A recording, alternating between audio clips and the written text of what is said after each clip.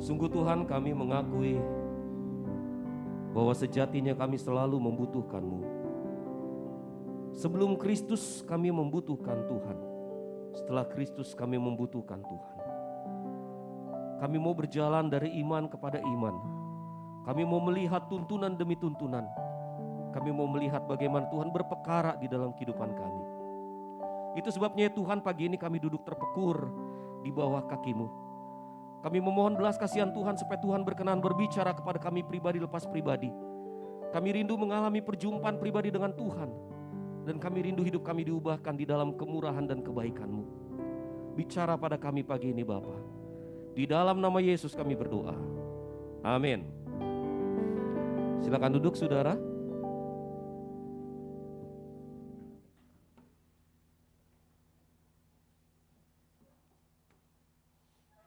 Shalom. Saudara yang terkasih di dalam Tuhan, pagi ini saya minta izin untuk berkhotbah dengan menggunakan masker. Walaupun tema khotbahnya Yehova Rafa, Allah yang menyembuhkan. Tampaknya Tuhan tidak bekerja menyembuhkan flu-nya saya. Tapi saudara, itu realitas yang harus kita terima bahwa saudara ya, Allah bekerja menurut kehendaknya sendiri. Allah bekerja menurut apa yang baik di dalam kemahakuasaan yang Allah miliki. Bukan berarti bahwa Allah tidak sanggup menyembuhkan ketika Dia tidak menyembuhkan kita. Ada sesuatu yang Allah kerjakan di dalam kehidupan kita. Saudaraku yang terkasih di dalam Tuhan, saya mau ajak saudara untuk merenungkan bagian ini, Yehova Rafa atau Yahweh Rafa, dari Keluaran pasal 15 ayat yang ke-26. Kita baca sama-sama saudara ya, kita baca sama-sama. 3, 2, iya. Firman-Nya, jika kamu sungguh-sungguh mendengarkan suara Tuhan Allahmu dan melakukan apa yang benar di matanya dan memasang telingamu kepada perintah-perintahnya dan tetap mengikuti segala ketetapannya, maka aku tidak akan menimpakan kepadamu penyakit manapun yang telah kutimpakan kepada orang Mesir, sebab aku Tuhanlah yang menyembuhkan engkau. Berbicara mengenai Yahweh Rafa, berbicara mengenai Yehova Rafa, kita selalu berbicara mengenai pertentangan antara kesembuhan dengan sakit penyakit. Setuju saudara? Saudara, saya mendengar Injil, saya menerima Yesus, saya bertumbuh di sebuah gereja yang bernama El Rafa. GPPS El Rafa. Gembala sidang pada waktu itu almarhum memberikan nama El Rafa sebab beliau berharap bahwa ada mujizat kesembuhan senantiasa terjadi di gereja tersebut. Dan memang saudara, saya melihat ada banyak kesembuhan sebagaimana saya melihat tidak ada kesembuhan. Artinya saudara, ya mujizat terjadi dalam satu kasus tertentu, tapi dalam kasus lain tidak terjadi. Itu sebabnya saudara, saya ingin mengajak saudara untuk melihat ini. Penyakit lawan kesembuhan ilahi. Saudara, ada fakta pertama yang harus kita aminkan, ada fakta pertama yang harus kita terima, bahwa saudara, yang sakit memang disembuhkan. Yang sakit memang disembuhkan. Kita tidak memungkiri bahwa ada orang-orang yang disembuhkan dengan cara yang ajaib. Saudara pernah melihat orang-orang seperti itu? Saudara pernah bertemu dengan orang-orang semacam itu? Orang-orang yang diklaim mengalami sakit kritis, tetapi kemudian tumpang tangan, orang itu sembuh. Dokter bilang, gak ada lagi penyakitnya. Pernah ketemu sama orang seperti ini atau bahkan mungkin saudara pernah mengalami hal ini? Ya? Atau jangan-jangan gak mengalami? GKY anti mujizat. Enggak ya saudara ya. Saya takutnya kalau saya ngomong mujizat diklaimnya saya karismatik begitu saudara. Ya, padahal saya bukan karismatik, saya betani. Salah. Saudara, ada fakta, ini fakta yang nggak bisa kita pungkiri bahwa memang ada orang-orang yang disembuhkan dengan cara yang ajaib, dengan cara yang luar biasa. Tetapi saudara, di saat yang bersamaan ada juga fakta yang kedua, yang sakit tidak disembuhkan. Kita tidak memungkiri fakta bahwa ada orang-orang yang percaya, ada orang-orang percaya yang sakit namun tidak disembuhkan. Udah tumpang tangan, tumpang kaki, tumpang tindih, bener-bener kagak sembuh. Udah doa sampai puasa, makan lagi, makan puasa lagi. Saudara sampai puasa makan. Tetap nggak disembuhkan. Ada yang seperti itu saudara. Bahkan saudara kalau kita melihat fakta Alkitab, di dalam Alkitab ada orang-orang yang ada orang buta datang pada Yesus, orang itu disembuhkan. Haleluya. Tapi saudara, Alkitab juga menunjukkan fakta ini. Paulus berulang kali meminta kesembuhan, tetapi permintaannya diabaikan seiring dengan berjalannya waktu. Galatia pasal 4 ayat 13 sampai 15. Paulus sakit. 2 Korintus 12 ayat 7 sampai 10. Paulus terkena penyakit. Filipi 2 ayat 25 sampai 30. Epafroditus sakit. 1 Timotius 5 ayat 23. Timotius sakit. 2 Timotius 4 ayat 20. Trofimus sakit. Jadi saudara lihat, bahkan tokoh-tokoh di dalam Alkitab ketika berdoa minta kesembuhan, tidak mengalami kesembuhan.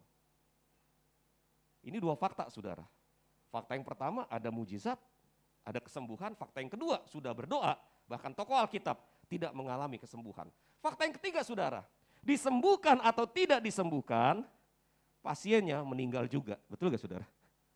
Disembuhkan tidak disembuhkan, pasiennya meninggal juga. Saudara, foto ini adalah foto Kathryn Kuhlman, salah seorang pelaku KKR kesembuhan ilahi. Konon melalui pelayanan beliau, banyak orang sakit yang kemudian disembuhkan saudara. Lalu kemudian satu ketika, ini dicatat oleh Filipiensi, satu ketika ada seorang anak muda mendengarkan khotbah Kathryn Kuhlman, lalu kemudian melihat ada seorang pria maju dan pria itu berkata bahwa dia adalah dokter medis yang menderita kanker. Kathryn Kuhlman tumpang tangan atas orang ini kemudian dia pegang tubuhnya, lalu kemudian dia berkata, saya sembuh, haleluya, saya sembuh. Panggil dokter medis yang lain, oke, confirm, dia sembuh. Saudara, anak muda ini kemudian terkesima karena hal itu, dia berusaha untuk bertemu dengan si dokter yang menderita kanker itu. Dia telepon istrinya dia telepon ke rumah si dokter, yang angkat istrinya. Halo, selamat siang, nama saya ini. Saya mau bertemu dengan dokter Anu. Ada apa ya? Iya, begini Bu. Ibu siapa ya? Oh, saya istrinya. Iya, begini Bu. Saya melihat KKR kesembuhan ilahi yang beliau alami. Saya sangat terpesona dengan hal itu dan saya secara pribadi ingin bicara dengan Bapak dokter ini. Istrinya diem. Gak berapa lama istrinya bilang, dia sudah meninggal. Telepon.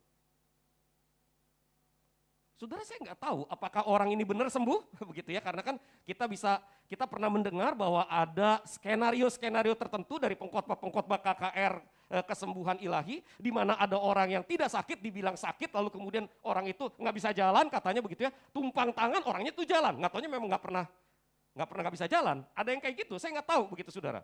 Tetapi saudara, kalau cerita ini benar, maka kita bisa berkesimpulan bahwa orang yang sakit bisa mengalami kesembuhan ilahi, tapi tetap dia mengalami kematian. Sama seperti orang yang tidak mengalami kesembuhan ilahi, orang yang berobat secara normal tetap mengalami kematian. Jadi saudara, kita melihat ada 3 fakta di sini. Fakta yang pertama adalah ada mujizat, orang yang sakit disembuhkan. Fakta yang kedua, tidak mengalami mujizat, orang sakit tetap sakit. Fakta yang ketiga, orang sakit disembuhkan tetap mati juga. Sama seperti orang yang tidak mengalami kesembuhan ilahi, mengalami kematian. Jadi pertanyaannya sekarang saudara adalah, apa sih masalah yang sesungguhnya ketika kita bicara mengenai Yehova Rafa? Apa sih masalah yang sesungguhnya ketika kita berbicara mengenai kesembuhan ilahi? Apa masalah yang sesungguhnya? Saudara, apakah mujizat sudah berhenti sehingga kemudian kita tidak mengalami mujizat? Saya bersyukur kepada Tuhan 30 tahun saya melayani saudara. Saya pergi ke gereja-gereja yang mengagung-agungkan mujizat. Saya pergi ke gereja-gereja reform yang ada mujizat tetapi kemudian tidak exercise itu saudara. Saya melihat ada orang-orang yang disembuhkan dengan cara yang luar biasa. Saya melihat ada orang-orang yang bertahan di dalam sakit penyakitnya dan kemudian tetap menjaga imannya di hadapan Tuhan. Saya melihat fenomena-fenomena semacam ini. Di tengah-tengah gereja-gereja reform, saudara, di mana mujizat jarang diproklaim, bukan tidak terjadi loh ya, tapi jarang diproklaim, seringkali kita bertanya-tanya, bener gak sih mujizat masih ada? Apakah mujizat masih ada? Lalu pertanyaan yang kedua, apakah kalau mujizat tidak terjadi, apakah cara kita salah memintanya? Mungkin kita kurang teriak saudara. Iya kan? Kan kalau di gereja lain kan, aku mengklaim kesembuhan di dalam nama Yesus. Itu saudara ya, kalau orang sakit didoain kayak begitu, sembuh. Nggak bangun-bangun dia saudara, jantungnya kaget. Apa cara kita yang salah? Kan kita doanya kan begitu ya, kalau ada orang sakit kita doanya bagaimana saudara? Kita doanya begini, kalau Tuhan menghendaki, tidak ada yang mustahil buat Allah. Kami berdoa supaya saudara ini sembuh, kalau Tuhan menghendaki. Berarti kan kita memberi peluang, dia tidak sembuh. Betul ya saudara ya? Sementara kalau di gereja karismatik kagak diberi peluang. Tuhan dituntut begitu rupa. Apa cara kita berdoa yang salah saudara? Atau saudara, kita yang keliru memahami Alkitab. Jadi bukan masalah mujizat, bukan masalah cara meminta, but we miss. Kita salah memahami Alkitab. Itu sebabnya saudara, saya ingin ajak saudara untuk memahami konsep teologis yang pertama-tama. Konsep teologis yang keliru tentang kesembuhan ilahi. Saudara, konsep teologis yang salah pertama-tama adalah berpikir begini, saya memiliki dan memproklamirkan iman.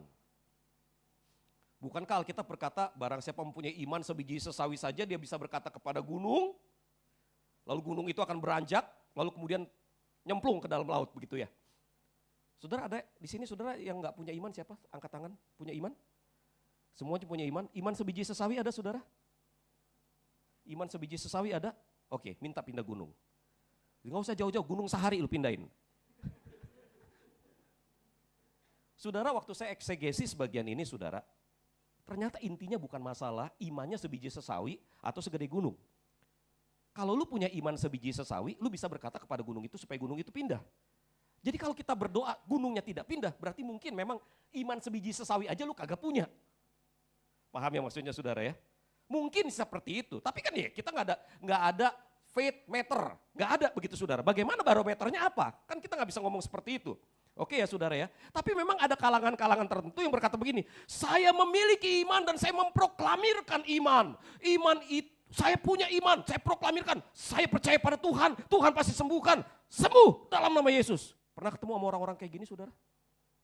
Entah itu pengkhotbahnya, entah itu penderitanya. Betul gak saudara ya? Ketemu sama penderita orang sakit, Ci, berobat dah Ci. Enggak kok Jimmy, saya yakin sembuh dalam nama Yesus. Haleluya. Saya punya teman, seorang penderita kanker. Stadium 2 atau stadium 3. Orangnya baik banget saudara. Sangat baik, sangat care, sangat perhatian. Lalu kemudian ya kami doakan dia dong. Ci, saya doain ya Ci. Ya Pak Jim, thank you gitu ya. Enggak lama saudara, orang-orang di gereja itu nggak tahu dapat berita dari mana, rame-rame berbondong-bondong bisnis Miss Water. You know Miss Water, I miss you. Terjemahkan dalam bahasa Indonesia, nggak boleh nyebut merek. I miss you, gitu ya. Saudara, dia jualan air itu.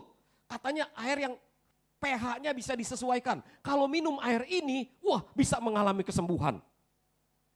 Terus saya bilang begini, Ci, ini lu Ci, majelis pada jualan air ini, coba diminum, beli mesinnya. Kan suami juga sanggup buat beli emas satu. Pak Jimmy, firman Tuhan tidak berkata sakit sembuh karena kangen water. Salah. Penyakit tidak sembuh karena itu. Tapi firman Tuhan berkata hati yang gembira adalah obat. Bukan itu water adalah obat. Oh benar juga. Dia berkeyakinan bahwa hati yang gembira adalah obat. Dan dia proklaim dia punya iman. Sampai hari ini belum meninggal, haleluya. Masih bertahan. Tapi ada orang-orang yang kayak gitu, saya percaya kok Jim, Tuhan sembuhkan. Tambah parah. Game over.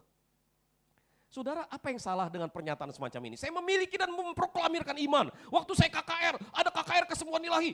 Ayo kita proklamirkan iman kita. Apa yang salah saudara?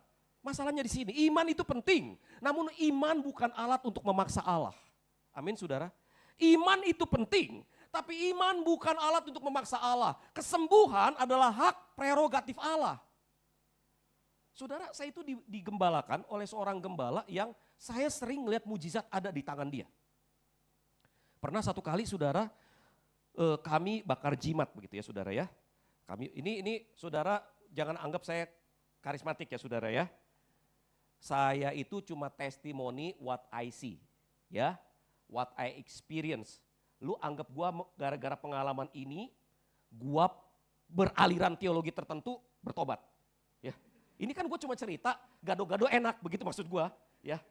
Jadi saudara, satu kali ini Bapak Gembala mau bakar jimat-jimat yang diserahkan oleh jemaat. Jadi kan diundang untuk bertobat, jemaatnya menyerahkan jimat begitu saudara.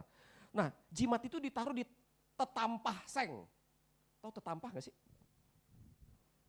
Iya, tampah begitu. Tetampah tapi yang seng. Saudara, tetampah itu dilapis koran dulu. Habis dilapis koran, ditaruh itu jimat-jimatnya. Lalu kemudian Bapak Gembala kasih itu tetampah ke saya. Nyo, disiram air nyo. Berapa banyak airnya Om? 3 gelas saja. Jadi saya bawa ke dapur, saya ambil gelas, saya tuang. Saya buka keran, masukin air ke dalam gelas, saya tuang sampai 3 kali. Lumayan banjir. This is what my point. Gua yang nuang airnya, itu poinnya. Gua yang nuang airnya. Oke ya, udah beres ya. Bawa dah. Terus udah gitu Bapak Gembala yang sudah puasa 10 hari 10 malam saudara ya. Dia berlutut lalu semua nyanyi. Ada kuasa dalam darahnya, darah domba Allah. Semua nyanyi. Saudara, jarak saya dengan Bapak Gembala cuma segini. Dan gak ada penghalang di antara kami. Jadi saudara, saya begini. Sama istri lebih aman. Saudara, jaraknya begini nih. Nah pada waktu jaraknya kayak gitu berarti kan gak ada penghalang ya. Gak ada penghalang. Saudara, Bapak Gembala kemudian dengan berlutut dia angkat tangan, dia teriak begini. Hai iblis, di tanganku ada kuasa Allah. Dalam nama Yesus, api. Puf, api nyala, cuas. Kalau bukan gua yang nyirem air, gua sangka itu sulap. Masalahnya dari nyirem air sampai ke tangan Bapak Gembala, mata gua kagak meleng. Lihat terus, bisa ada api. Saya ngeliat itu orang yang pakai susuk saudara, pakai susuknya muncul pelan. Shhh. Saya ngeliat orang yang pendarahan didoain, tumpang tangan, sembuh. Saya bahkan pergi ke sekolah teologi saudara, pergi ke sebuah sekolah teologi di Surabaya, gembalanya almarhum, itu doanya 8 jam sehari, saudara, gembalanya, nih, Johan tahu ya, gembalanya doa 8 jam sehari saudara, keluar dari ruang doa, dia cuma ngomong begini, Tuhan Yesus suluwo sembuh orang buta. Mana orang buta? Orang buta datang orang buta. Orang butanya datang dalam nama, nggak pakai teriak. Dalam nama Yesus, Tuhan Yesus sulu sembuh dalam nama Yesus sembuh. Orang lumpuh, mana orang lumpuh? Tuhan suluwo sembuh orang lumpuh. Orang lumpuh berjalan dalam nama Yesus, lu berjalan. Berjalan saudara. Saya besar di gereja yang kayak gitu, tapi saudara bayangkan ya, besar di gereja yang seperti itu, almarhum gembala saya mengajari apa? Jim, Allah sanggup menyembuhkan. Kau harus percaya Allah sanggup menyembuhkan. But that is not the issue. The issue is apakah Allah mau menyembuhkan. Paham bedanya saudara? Allah sanggup menyembuhkan sakit penyakitmu. Tetapi pertanyaannya Allah mau gak menyembuhkanmu? Itu pertanyaannya. Masalah mau bukan masalah kompetensi. Masalah mau masalah hak prerogatif Allah. Iman tidak boleh menjadi alat kita bersikap kurang ajar pada Allah. Kita nggak boleh lupa bahwa Allah adalah Allah, manusia adalah manusia. Hanya karena iman kita tidak boleh todong Allah melakukan apa yang kita mau. Apa yang baik buat kita. Jadi saudara, konsep yang keliru adalah saya memiliki iman dan saya memproklamirkan iman maka ini pasti terjadi. No, that is wrong. Konsep yang kedua, saya mengutip Alkitab. Nih Alkitabnya bilang nih, barang siapa mempunyai iman sebiji sesawi, kamu akan sembuh. Nih lihat nih Alkitabnya bilang nih, kalau kamu memborehkan minyak dan berdoa bersama dengan para penatua, maka apapun sakitnya sembuh. Nih lihat nih Alkitabnya ngomong begitu. Saudara, Alkitab menyatakan kemampuan Allah. Amin saudara. Alkitab bicara mengenai kemampuan Allah, amin. Tapi Alkitab tidak berbicara mengenai perkenanan Allah pada situasi khusus kita. Yuk saya permudah begini saudara. Siapa di sini yang jomblo angkat tangan? Ngaku dosa. Oh banyak yang jomblo ya. Oke. Mau punya pacar? Nggak mau, makanya nggak dapet. Tapi mau nikah gak? Alhamdulillah mau ya. Jadi gini, kamu percaya gak walaupun sekarang kamu belum punya pacar, kamu percaya gak bahwa Allah sudah merencanakan, Allah sudah menetapkan kamu akan menikah? Percaya? Puji Tuhan. Saudara, Allah di dalam kekekalan punya rencana buat kita. Seperti kita akan bekerja di mana, kita akan menikah dengan siapa. Setuju saudara? But the problem is, Allah tidak pernah mention itu padamu. Misalnya begini ya, siapa namamu? Christian. Kristen banget namanya. Jomblo. Haleluya. Saudara, misalnya Tuhan bilang begini, Christian ada jodohnya. Tapi kan Kristen gak pernah tahu jodohnya Kristen siapa. Apa namanya Maimunah? Apa namanya Kokom? Apa namanya Siti? Kan gak tahu. Gak tahu. Allah gak pernah mention itu. Allah gak pernah mention itu. Tapi ada things that God mention. Apa? Jangan berpasangan dengan orang yang tidak seiman. Jelas ya saudara ya. Lalu kemudian apakah mau bahagia? Mau bahagia. Boleh gak bercerai? Tidak boleh bercerai. Tapi masa lalu cerai kagak cerai, Allah tahu gak? Allah tahu, tapi lu gak tahu lu cerai apa gak cerai. The best thing that you can do adalah you walk on that marriage. Betul gak saudara? Jadi saudara segala sesuatu Allah tahu, tapi Allah tidak kasih tahu ke kita untuk certain things seperti itu. Hal yang sangat spesifik seperti itu. Saudara, Allah berbicara di dalam Alkitab mengenai apa yang Allah mau lakukan, apa yang harus kita lakukan. Tetapi saudara, Allah tidak berbicara mengenai situasi kita yang sangat khusus. Untuk itu kita harus bergumul secara pribadi dengan Allah. Amin saudara. Nah konsep yang salah yang ketiga, saya memberitakan Injil. Hanya karena, saya beritakan Injil. Saudara, saya akan memberitakan Injil keliling Indonesia. Di setiap kota besar, saya akan memberitakan Injil dan akan ada kesembuhan ilahi. Haleluya saudara. Jadi saudara, bersama dengan proses memberitakan Injil, saya adakan KKR kesembuhan ilahi, saya klaim, maka Allah harus sembuhkan. Karena kan saya sedang beritakan Injil. Halo? Paham ya? Banyak orang punya konsep kayak gitu. Karena saya sedang beritakan Injil, maka Allah harus sembuhkan. Saudara, apa bedanya poin ketiga dengan poin yang pertama? Sama. Sama-sama apa? Sama-sama todong Allah. Nah saudaraku yang terkasih di dalam Tuhan, ini konsep teologis yang salah ketika kita berbicara mengenai kesembuhan ilahi. Nah apa konsep yang benar? Konsep yang benar kita lihat di dalam Keluaran pasal 15 ayat yang ke-26. Apa yang dibicarakan di dalam Keluaran 15 ayat 26? Saudara, di dalam Keluaran pasal 15 ayat ke-26, Allah berkata, kau harus mentaatiku supaya kamu tidak mengalami semua yang orang Mesir alami. Jelas ya saudara ya? Kau harus mentaatiku supaya kau tidak mengalami apa yang orang Mesir alami. Sebab aku Yehova Rapa, kata Allah begitu. Jadi konteks Yehova Rapa dikaitkan dengan masalah yang dialami tulah Mesir. Dan Allah beri peringatan, taati saya supaya tidak ada tulah Mesir yang terkena padamu. Saya Yehova Rapa. Halo? Jelas ya? Yuk kita breakdown. Apa sih masalah tulah Mesir? Saudara, penyakit manapun yang telah kutimpakan kepada orang Mesir. Kata penyakit berasal dari kata macalah. Macalah. So your macalah itu penyakit. Tulah Mesir. Saudara lihat ya, ada 10 tulah Mesir.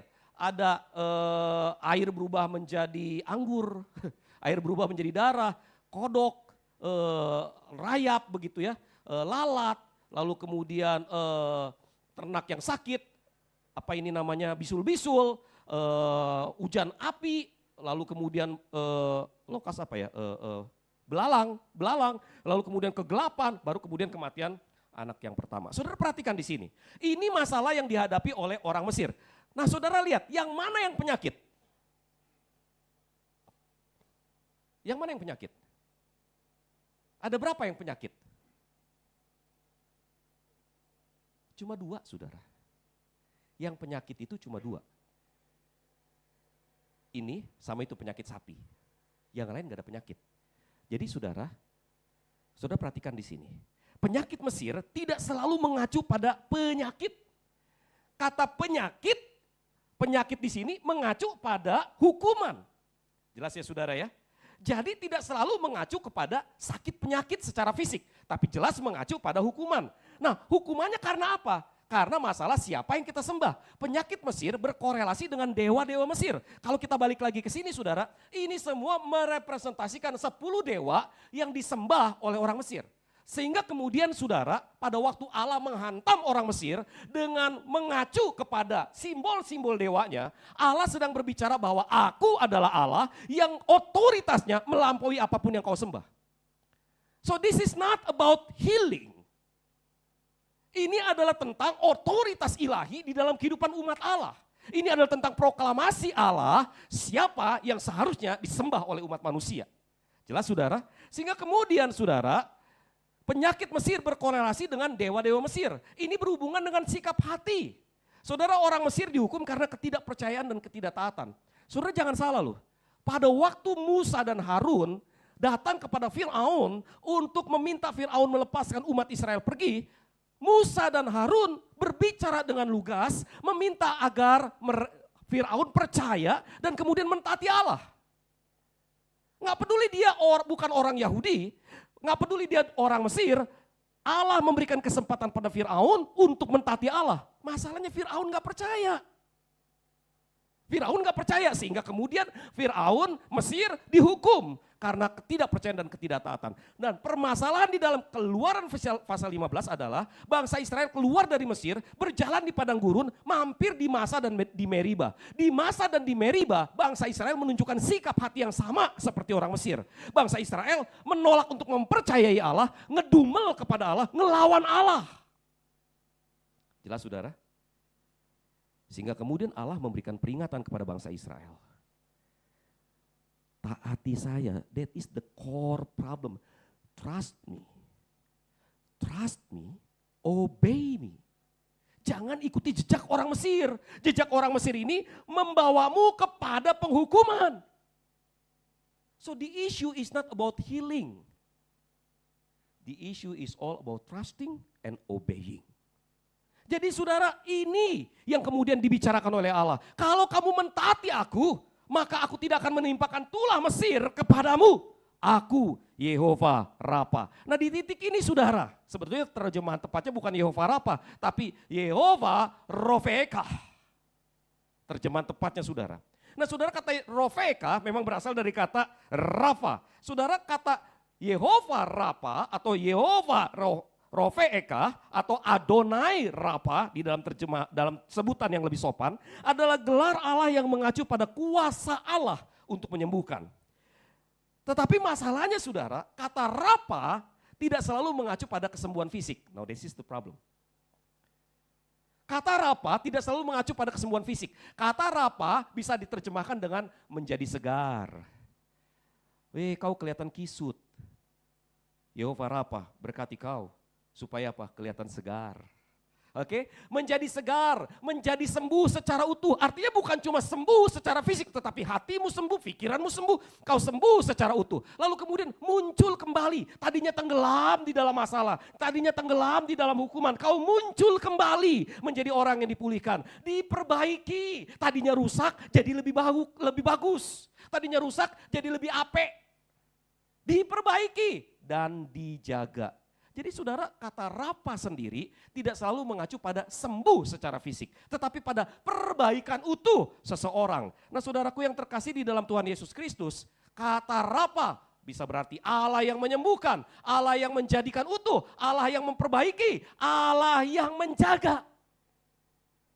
Nah kalau diterjemahkan seperti ini saudara, Keluaran pasal 15 ayat 26 jadi lebih sinkron. Allah tidak sedang berbicara tentang kesembuhan fisik semata. Allah berbicara mengenai perubahan sikap hati yang utuh yang harus kita miliki. Nah saudara, I want you to know this, consider this. Ketika berbicara mengenai kesembuhan fisik, kau bisa sembuh, kau bisa tidak sembuh. Setuju?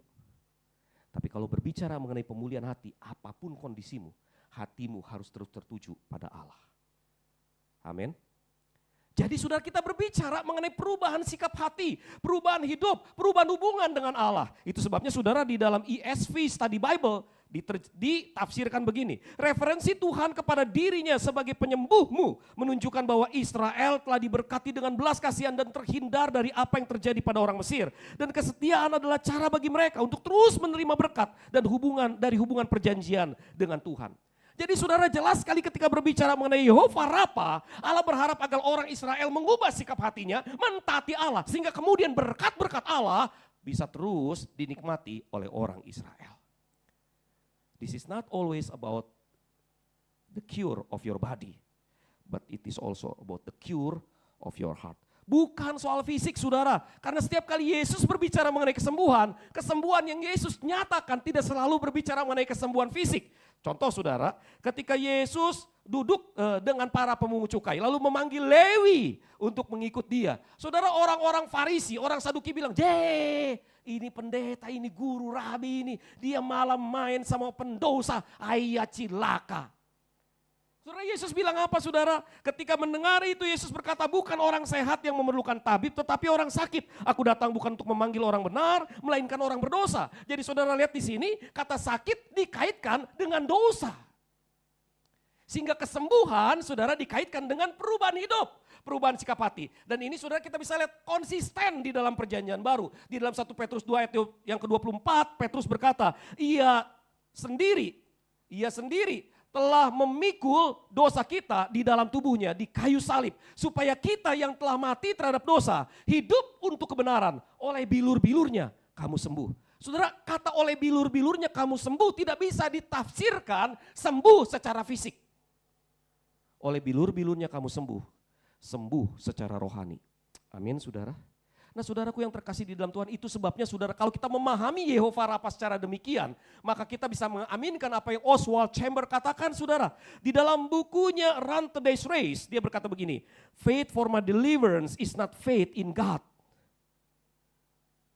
Iman akan kelepasan saya bukanlah iman di dalam Allah. Faith means, iman berarti whether I am visibly delivered or not. Apakah saya secara nyata dilepaskan atau tidak. I will stick to my belief that God is love. Dilepaskan atau tidak, saya akan tetap percaya bahwa Allah itu kasih. There are some things only learned in the fiery furnace. Ada hal-hal yang indah yang bisa kita pelajari di dalam kekuatan penderitaan. What is God's main interest in your life? Yuk kita lurusin ini. Menurut Anda, apa sih ketertarikan Allah yang utama dalam hidup Anda? Sehingga Anda harus jadi orang Kristen. Apa? Kalau Allah tertarik menjadikanmu kaya, Allah tidak perlu turunkan anaknya mati di atas kayu salib. Yang perlu Allah lakukan sederhana, kirim ekonom. Ciptakan Kwik Kian Gi sebanyak-banyaknya. Setuju saudara? Kalau Allah melihat bahwa kesembuhanmu jauh lebih menarik dan jauh lebih penting, maka dia tidak akan utus Yesus, dia cukup kirim dokter terawan, ciptakan terawan sebanyak-banyaknya. Setuju saudara? Tapi bukan itu yang Allah lakukan. Allah mengutus anaknya yang tunggal Yesus Kristus supaya Yesus menebus dosa kita. Now, penebusan is not the main issue here. Penebusan, kematian Yesus di atas kayu salib hanyalah alat untuk mencapai tujuan Allah yang sesungguhnya. Apa tujuan Allah yang sesungguhnya? Ketika dia mengutus anaknya Yesus mati di atas kayu salib, apa tujuan Allah yang sesungguhnya? Tujuan Allah yang sesungguhnya ketika dia mengutus Yesus mati di atas kayu salib adalah agar dosa dientaskan dan dengan demikian kita bisa kembali mengalami hubungan yang intim dengan Allah. Dan melalui hubungan yang intim dengan Allah itu kita kembali kepada fitrahnya kita. Saudara, pada waktu Allah menciptakan manusia menurut gambar dan rupa Allah. Berbeda dari semua ciptaan yang lain. Allah mengambil manusia dari debu tanah, membentuk manusia dengan tangannya, menjadikan penciptaan manusia sangat-sangat pribadi. Dan tidak berhenti sampai di situ. Allah mendekatkan manusia dengan tangannya, lalu mendekatkan dia dengan mulutnya, menghembuskan nafas kehidupan. Menjadikan manusia sangat intim dengan Allah. Ketika manusia jatuh dalam dosa, apa yang manusia lakukan pertama kali saudara? Bersembunyi dari Allah, lari dari Allah, tidak mau berjumpa dengan Allah. Dosa memutuskan hubungan manusia dengan Allah dan itu yang melukai hati Allah. Dia sama seperti seorang kekasih yang dikhianati, hatinya begitu terluka. Itu sebabnya saudara sebagai seorang kekasih yang sangat mencintai ciptaannya, Allah mengutus anaknya yang tunggal untuk diselamatkan, bukan untuk jadi orang kaya. Diselamatkan bukan untuk sembuh, diselamatkan supaya manusia bisa kembali memiliki hubungan yang intim dengan Allah. Saudara tahu, ketika manusia jatuh dalam dosa, hal kedua yang terluka adalah image of God within you. Kalau saudara perhatikan Kejadian pasal 5 ayat 1-3, saudara lihat prosesnya. Pada mulanya manusia diciptakan dalam gambar dan rupa Allah sebelum manusia jatuh dalam dosa. Setelah manusia jatuh dalam dosa, Kejadian pasal 5 ayat yang ketiga, Adam menghasilkan anak di dalam gambar dan rupanya. Gambar dan rupa siapa? Gambar dan rupa Adam. Artinya saudara, image of God hilang digantikan dengan apa saudara? Image of Adam. Sehingga kemudian saudara ketika Yesus mati di atas kayu salib, kita terhisap di dalam kematiannya. Tubuh dosa kita hilang kuasanya. Kita terhisap di dalam kebangkitannya. Kita bangkit bersama-sama dengan Yesus. Kita punya potensi untuk menjadi ciptaan baru. Di mana gambar Adam yang semula dipulihkan di dalam diri kita. Now that is God's goal. Bukan kesembuhan, bukan kekayaan, bukan saudara. Tujuan utama Allah adalah menjadikan kita pribadi yang lebih baik. Saudara yang terkasih di dalam Tuhan, Oswald Chambers berkata begini, never take your obedience as the reason God bless you. Jangan jadikan ketaatanmu sebagai alasan bagi Allah untuk memberkatimu. Obedience is the outcome of being rightly related to God. Ketaatan adalah hasil langsung hubungan pribadi kita dengan Allah. Karena kalau kau nggak punya hubungan pribadi dengan Allah, kau nggak mungkin taat. Kalau kau tidak taat, itu bukti kau tidak punya hubungan pribadi dengan Allah. Saudara, lalu kemudian Oswald Chambers berkata begini, saudara. Don't put prayer and obedience in the place of cross of Christ. Jangan tempatkan doa dan ketaatan menggantikan salib Kristus. Because I have obeyed, Christ will do this or that. He won. Saya taat maka Yesus harus lakukan itu. Enggak, dia tidak akan lakukan itu. The only way we are saved and sanctified is by the free grace of God. Satu-satunya cara kita diselamatkan dan dikuduskan adalah karena anugerah Allah dan hanya anugerah Allah. Bukan apa yang kita lakukan. Now, dengar apa yang Paulus katakan. Orang benar hidup dari iman kepada iman. Sebelum Kristus, sebelum diselamatkan oleh salib, kita membutuhkan Kristus. Setelah kita diselamatkan oleh salib, kita tetap membutuhkan Kristus. Karena kita tetap butuh Kristus memberkati hidup kita. Saudaraku yang terkasih di dalam Tuhan, saya belajar ini secara keras. Ini papa saya. Papa saya adalah figur yang luar biasa buat kami. Papa saya hampir tidak pernah marah. Papa saya figur pria bertanggung jawab, pemberani. Saudara, mungkin saudara seumur hidup gak pernah ngeliat bapak kalian bertengkar, berkelahi. Saya ngeliat bapak saya berkelahi banting-banting orang, saudara. 3 kali seumur hidup saya, gila bapak gue jago kungfu. Nah dia praktisi jujitsu, saudara. Papa saya pria bertanggung jawab, family man, hobi masak, cuci piring, saudara. He was everything to us. Kami begitu mengagumi papa. Begitu menghormati papa, begitu sayang sama papa. Sehingga kemudian saudara ketika kami kerja, keinginan kami yang pertama adalah membahagiakan papa. Beliin dia makanan enak, apa yang dia suka dia makan lah.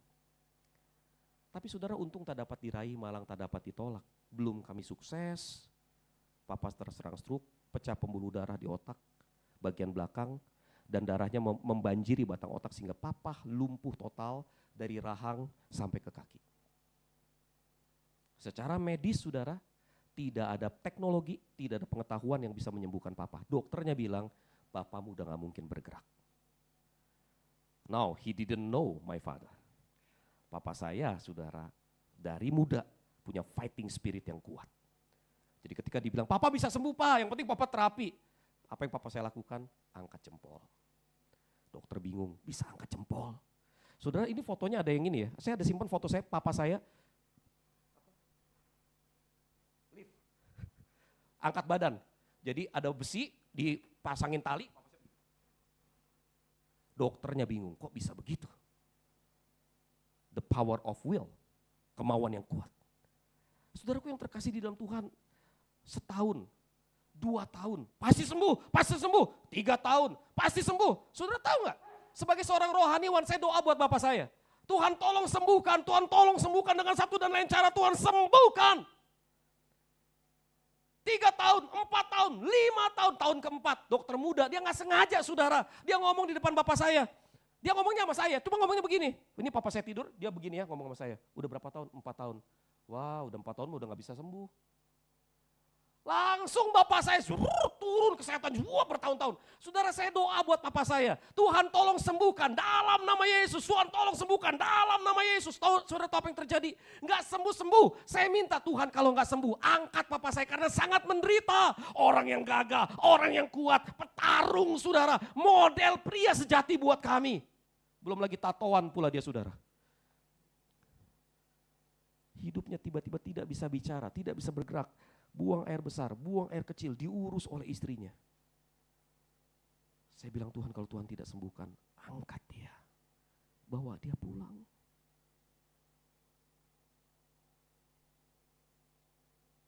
Tuhan tidak ambil dia. tahun 2 bulan baru papa saya meninggal. Sampai papa saya meninggal, saya nggak ngerti kenapa Tuhan izinkan begitu rupa papa saya menderita. Kenapa saya nggak ngerti, saudara? Memang in the end, pada waktu kami malam kembang begitu saudara pendeta bacakan apa yang papa saya sudah lakukan buat gereja, bangga kami sebagai anak. Bangga karena papa saya mendirikan sedikitnya 2 gereja. Bangga orang yang gak lulus SD saudara, SDTT sekolah dasar tidak tamat, dipakai Tuhan dengan cara yang luar biasa, bangga. Tetapi pertanyaan besar terjadi dalam hati saya, Tuhan engkau Yehova Rafa, tapi kenapa kau tidak sembuhkan papaku? Apa saya kurang melayani Tuhan? Gila saudara, ada orang yang sakitnya sama kayak bapak saya doa tumpang tangan sembuh. Bapak gua tumpang tangan, bapak gua kagak sembuh. Ada lagi saudara orang sakit sama kayak papa saya, tumpang tangan kagak sembuh. Saya doain biar meninggal hari itu saudara. Ada yang mau didoain? Jadi saudara, apa yang saya doakan buat orang lain dengan kasus yang sama dengan papa saya terjadi. Saya doa buat bapak saya nggak terjadi. What is the meaning of Yehovah Rafa? I don't understand. Kenapa? Nggak ngerti saya saudara. Beberapa waktu yang lalu, saya dan istri saya datang ke rumah duka. Kami diminta untuk melayani keluarga yang istrinya meninggal karena stroke. 7 tahun stroke, persis kayak papa saya, 7 tahun lumpuh. Dan saudara memang orang kalau udah stroke ya saudara ya, badan gede bagaimanapun menciut. Karena kan proses makannya nggak normal ya, menciut. Dan ini ibu menciut persis seperti orang kena narkoba. Sehingga kemudian keluarganya memutuskan tutup peti supaya jangan disangka narkoba, malu. Saudara, saya nggak ngerti, saya berdiri di atas, saya berdiri di depan mimbar, di depan peti jenazah saudara, membelakangi mimbar, saya cerita tentang papa saya. Dan setelah saya cerita tentang papa saya ceritakan bahwa memang papa saya yang besar, yang gemuk, yang gagah, begitu meninggal kurus, persis kayak orang kena narkoba. Saudara, ketika saya ngomong kayak begitu, suaminya datang hampiri saya, pegang tangan saya, peluk saya, dia bilang, terima kasih buat khotbah ini. You really understand me. Pengalamanmu sama dengan pengalaman kami. Menguatkan. Saya tahu istri saya baik. Saudara, dalam hati, demi menghibur lu bapak gua menderita. Apa memang begitu caranya? No, you don't understand. Tapi yang pasti saudara adalah selama 7 tahun 2 bulan kami berjuang untuk kebaikan papa. 7 tahun 2 bulan kami tidak memungkiri apa yang bisa kami lakukan buat kebaikan papa. Saudara, apapun yang terjadi saya beriman. Beriman pada Yehovah Rafa. Saya percaya bahwa Allah itu baik. Ketika saya melihat papa mengalami penderitaan seperti itu, saya percaya Allah baik. Saudara, bagaimana saya bisa percaya Allah baik sementara saya melihat papa seperti itu? Simpel saudara, saya lihat salib lagi. Kalau Allah mengutus anaknya yang tunggal mati di atas kayu salib untuk menebus dosaku, orang yang tidak layak ini. Maka tidak ada satu apapun yang memberikan kepadaku hak atau alasan untuk meragukan kasihnya. Tidak penderitaan papaku, bahkan mungkin tidak penderitaanku sendiri. Allah itu baik. Apapun yang terjadi, Tuhan tetap baik. Percaya bahwa dia punya rencana.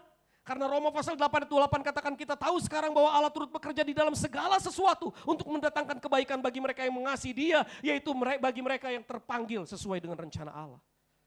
Mungkin saudara cerita ini tadi, khotbah saya itu menguatkan orang itu. Mungkin, gak tahu apa rencana Tuhan. Tapi keluarga itu tertolong karena pengalaman yang papa saya alami. So what shall we do, saudara? Kesembuhan tidak berbicara selalu tentang kesembuhan fisik. Allah bisa menyembuhkan secara fisik. Tapi yang paling penting kita mengalami kesembuhan utuh. Apa itu kesembuhan utuh, saudara? Kesembuhan hati. Langkah pertama, hiduplah di dalam pertobatan. Hanya karena kau Kristen dari sekolah minggu. Ada beberapa wajah di sini yang saya lihat ya. Ada beberapa wajah di sini yang saya lihat kayaknya udah pemain lama ya. Rasanya iya, kalian dari remaja ya udah ketemu sama Coach Jim ya. Kalian bertambah tua, ada yang udah punya anak? Belum?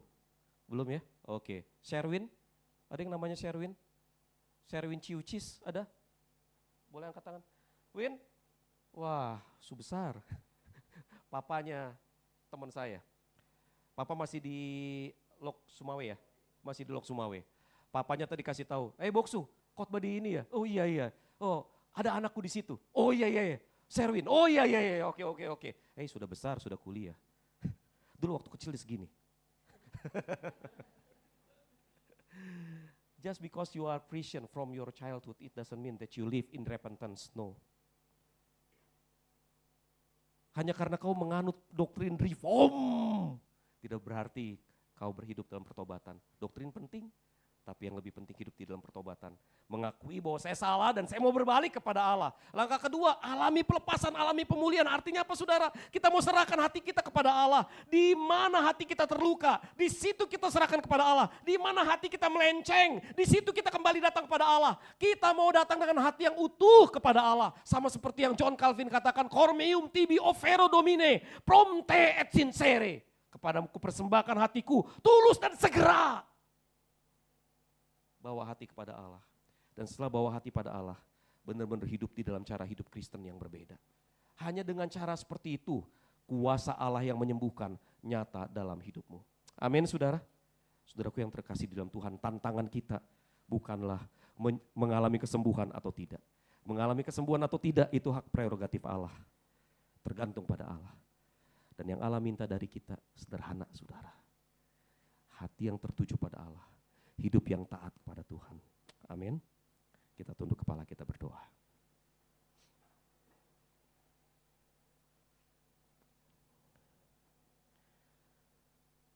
Saudaraku yang terkasih di dalam Tuhan.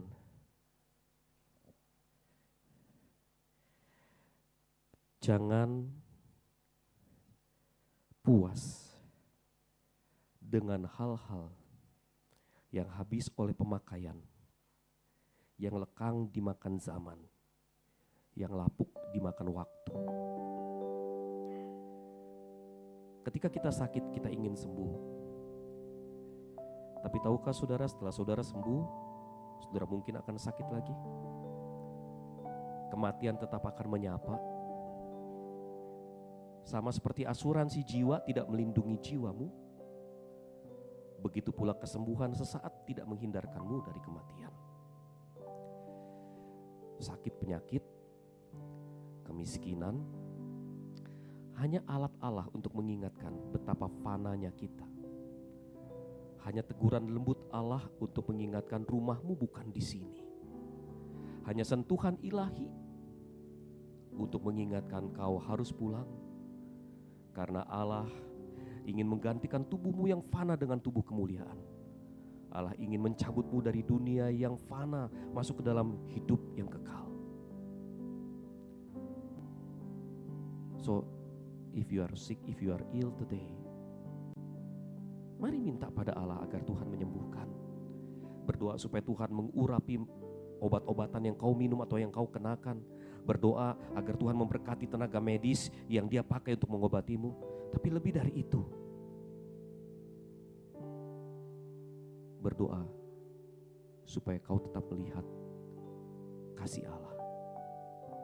Berdoa supaya hatimu tidak jadi pahit dan getir karena kau tidak kunjung sembuh. Berdoa supaya kau tidak menjadi putus asa di tengah-tengah kemiskinan dan kegagalan. Berdoa supaya apapun yang terjadi kau tetap bersyukur dan melihat Allah dalam hidupmu. Berdoa supaya hatimu tetap dijaga. Berdoa supaya hatimu tetap memuliakan Dia.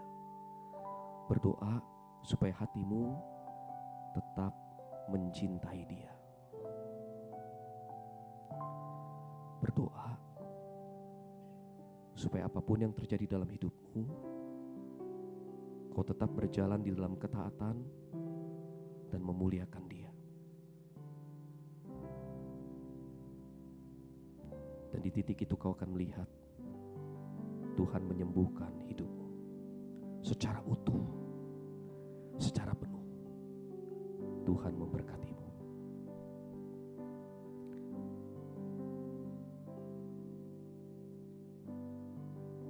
Pagi ini ya Tuhan, hamba-Mu berdoa buat setiap orang yang hadir di dalam ruangan ini. Hamba bersyukur karena hamba boleh berjumpa kembali dengan mereka, melihat wajah yang tidak asing. Hamba-Mu bersyukur ya Tuhan karena kami boleh bersua kembali. Namun satu hal ya Tuhan, hamba-Mu memahami dan menyadari bahwa hamba-Mu tidak mengerti apa yang menjadi pergumulan mereka yang paling dalam dan paling pribadi. Apa yang membuat hati mereka getir, apa yang membuat hati mereka putus asa, apa yang membuat mereka kehilangan harap. Entah itu sakit penyakit, entah itu kemiskinan, entah itu kegagalan, entah itu kekecewaan, entah itu luka yang dalam. Apapun itu, Tuhan jamah hati mereka. Hamba berdoa ya Tuhan, supaya yang sakit Tuhan sembuhkan, yang berbeban berat Tuhan hiburkan. Tuhan berkenan untuk membuka tingkap-tingkap langit dan mencurahkan berkat atas jemaat-Mu yang hadir hari ini.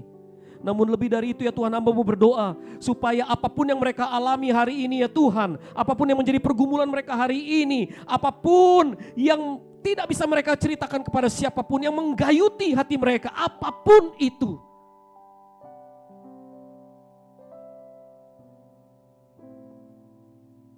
tidak menghancurkan mereka.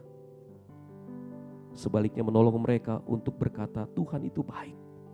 Apapun yang terjadi, Tuhan tetap baik. Dan kalau ada di antara mereka yang datang hari ini dengan air mata di mata mereka, biarlah Tuhan firman-Mu yang berkata, sengsaraku engkau yang menghitung, air mataku kau tampung dalam kirbat-Mu. Itu yang terjadi dalam hidup mereka. Tuhan tampung air mata mereka, Tuhan sembuhkan mereka, Tuhan pulihkan di dalam diri Yesus sendiri. Ini seru doa kami Bapa. Kalau kami datang karena dosa, kami datang di dalam dosa, kami hidup di dalam cara yang tidak berkenan di hadapan Allah, dan itu yang menyebabkan kami terluka dan sakit. Tuhan sembuhkan kami, Tuhan ampuni kami oleh darah anak domba Allah. Bukan karena kami layak, tetapi karena Yesus sudah terlebih dahulu mati di atas kayu salib buat kami. Kami dilayakkan oleh karena pengorbanan Yesus. Dan kami mau menerima ini dengan iman. Pengampunan yang dari Allah, pemulihan hubungan dengan Allah di dalam Yesus Kristus Tuhan. Di dalam nama Yesus kami berdoa.